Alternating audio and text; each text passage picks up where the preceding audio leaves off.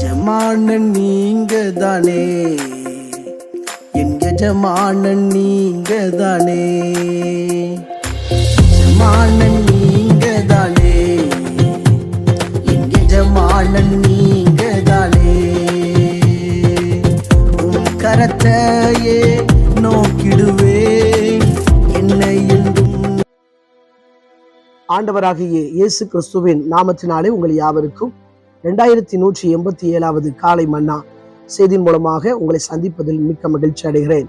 தேவனாகிய கர்த்தர் இந்த இரவு முழுது பாதுகாத்து அற்புதமாய் ஒரு புதிய நாளை தந்திருக்கிறார்.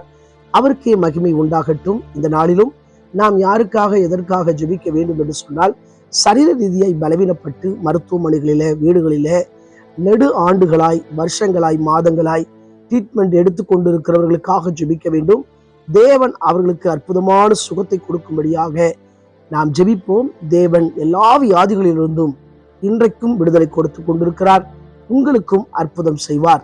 இந்த காலை மன்னா ஆதாரத்துக்காக எடுத்துக்கொண்ட வேத வசனம் அப்போஸ்தலர் நடபடிகள் 16ஆம் அதிகாரம் 28, 29, 30 ஆகிய வசனங்கள். பவுல் மிகுந்த சத்தமிட்டு, நீ உனக்கு கெடுதி ஒன்று செய்து கொள்ளாதே, நாங்கள் எல்லோரும் இங்கேதான் இருக்கிறோம் என்றான்.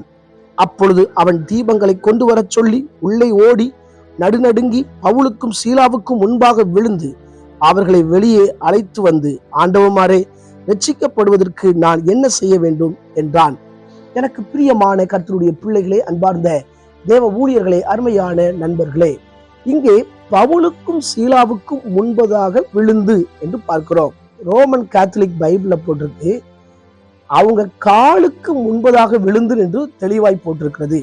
கடந்த சில நாட்களாய் நாம் ஆண்டவருடைய பாதத்தில் விழுந்தவர்கள், தேவ மனிதர்களுடைய பாதத்தில் விழுந்தவர்கள், இப்படி என்று சொல்லி ஒவ்வொரு காரியத்தை ஒவ்வொரு நாளா தியானித்துக் கொண்டு வருகிறோம். இங்கே சிறைச்சாலைக்காரன் பவுலும் சீலாவும் சுவிசேஷத்தை அறிவித்து நிமித்தம் அநேக அடிகளை அடித்து அவங்க கால்களை தொழுமரத்துல மாட்டி வச்சிருக்கிறாங்க. சிறைச்சாலையில உட்காவலறையில அடைக்கப்பட்டிருக்கிறாங்க. சிறைச்சாலைக்காரங்க பத்திரமா பாதுகாத்து கொண்டு இருக்கிறாங்க. இப்படிப்பட்ட சூழ்நிலையில தான் நடு ராத்திரியில பவுலும் சீலாவும் தேவனை துதித்து பாடுறாங்க, ஜெபம் பண்றாங்க. இதனுடைய விளைவு என்னன்னா, சிறைச்சாலை அஸ்திபாரங்கள் அசைகிறது. அது மாத்திரமில்ல, கதவுகள் எல்லாம் தானா திறக்கிறது, கட்டுகள் கலர்கிறது. இப்படிப்பட்ட காரியங்கள் நடக்கிறது. அவங்க இருட்டு அறக்கூடன்னு சொல்லி பார்க்கல, இடத்த பார்க்கல, சூழ்நிலையை பார்க்கல, சரீரம் ஒத்து வரல. அப்படிப்பட்ட நிலைமையில தான் கர்த்தரை பாடி துதிக்கிறாங்க. இன்றைக்கு அநேகர் சொல்லுவாங்க, எனக்கு நல்ல ஜெபிக்க அந்த சூழல் இல்லை, என்னுடைய வீட்டில் ஜெபம் பண்ண முடியாது அப்படிம்பாங்க.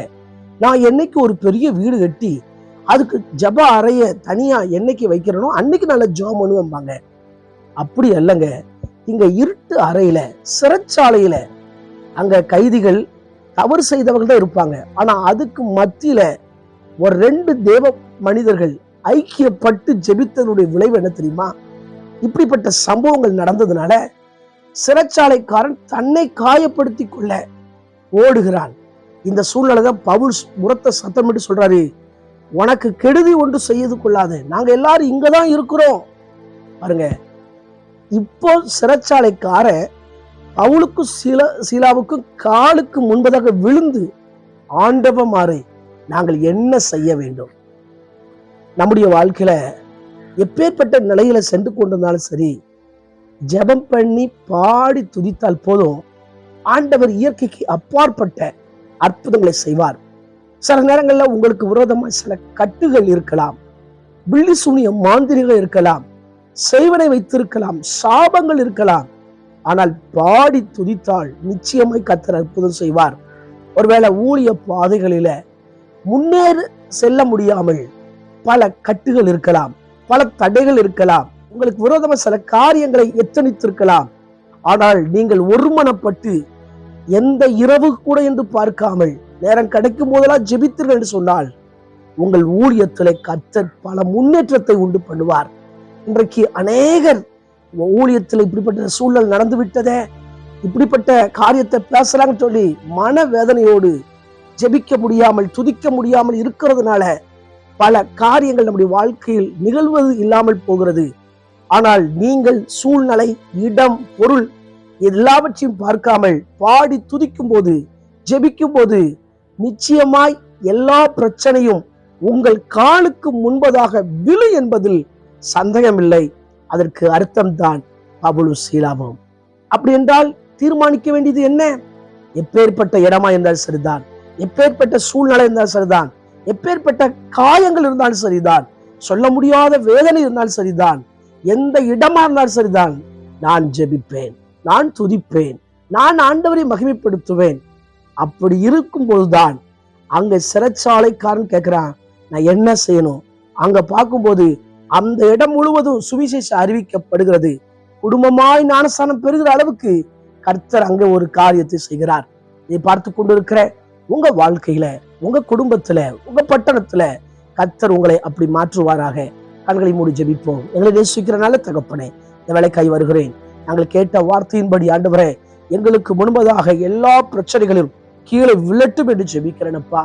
ஆண்டவர் தொடர்ந்து ஊழிய பாதைகள்ல கர்த்தர் அடுத்த எல்லைக்கு கொண்டு போவீராக. குடும்ப வாழ்க்கையில கர்த்தர் அடுத்த எல்லைக்கு கொண்டு போவீராக. எந்த சூழ்நிலை என்று பார்க்காமல், இரவு என்று பார்க்காமல் பாடி துதிக்க உதவி செய்வீராக. அந்த தேவ பிரசனங்களோடு கூட இருப்பதாக. ஆண்டவரே, பிரயாணங்கள்ல கர்த்தருடைய கிருபை கூட இருக்கட்டும்.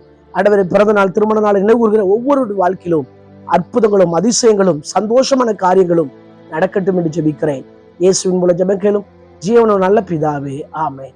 ஆண்டு சுத்தமானால் மீண்டும் நாளை காலை புதிய காலை மன்னா செய்தினுடைய சந்திக்கிறேன். அதுவரை தேவ கிருபை தாங்குவதாக. மரணாதா, இயேசு வருகிறார். ஆயத்தமாகவும் மனிதர் ஆயத்தப்படுத்துவோம். ஆமென். அல்லேலூயா. Praise the Lord. உந்தனின் சேவை செய்வே எந்த சூழ்நிலையிலும் என் ஜீவன் பிரியும் வரை உண்மையாய் ஓடிடுவே. என் ஜீவன் பிரியும் வரை